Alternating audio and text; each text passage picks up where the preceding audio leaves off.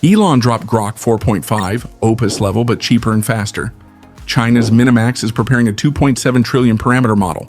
ByteDance released Cream 5.0 Pro. Meta is remixing Instagram posts with AI by default. And OpenAI launched GPT Live. Let's break down why these releases matter right now.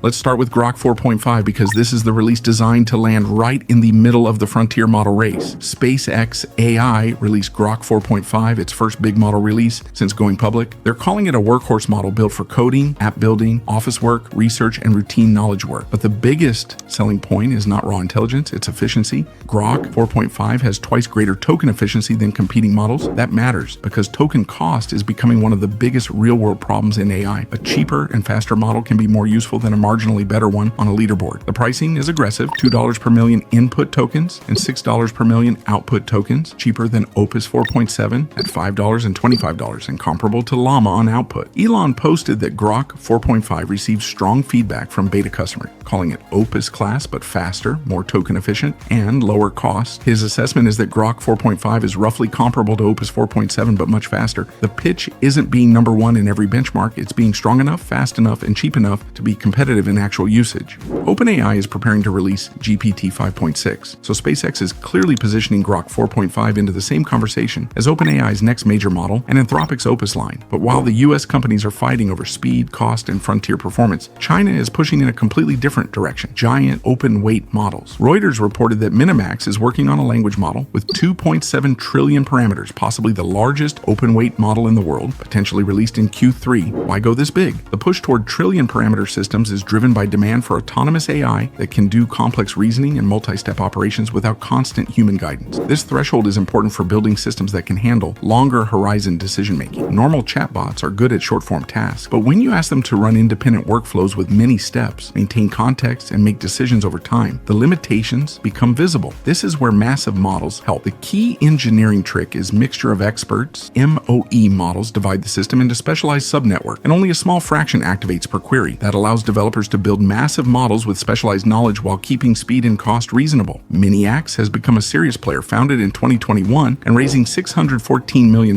in its Hong Kong IPO in January. Reuters says Miniax will launch H3 later this month, a frontier-level multimodal video generation model. Inside China, this race is intense. Existing models lead with 1.6 trillion parameters, while rivals have already passed the trillion parameter mark. If Miniax releases a 2.7 trillion parameter model, it pushes that competition much further. Away from language models, ByteDance just released Cream 5.0 Pro for professional image generation. On July 8th, ByteDance's team officially launched Cream 5.0 Pro almost 5 months after the preview launched in February. It's already available in Volcano Arc and will roll out on other platforms. Pricing starts at 4 US cents per output image. ByteDance claims Cream 5.0 Pro improves text-image matching, structural rationality, text rendering, and visual aesthetics. The focus is on complex information visualization, interactive precise editing, realistic imagery, and multilingual input and generation. Testing showed promising but mixed results. The model was stable in commercial posters, realistic photography, and precise editing. It could also reproduce photorealistic scenes. But complex Chinese text, interface details, and character consistency remain weaknesses. When tested on creating a 16:9 infographic about robot implementation costs, it understood the layout and added icons and charts, but Chinese text rendering had obvious errors.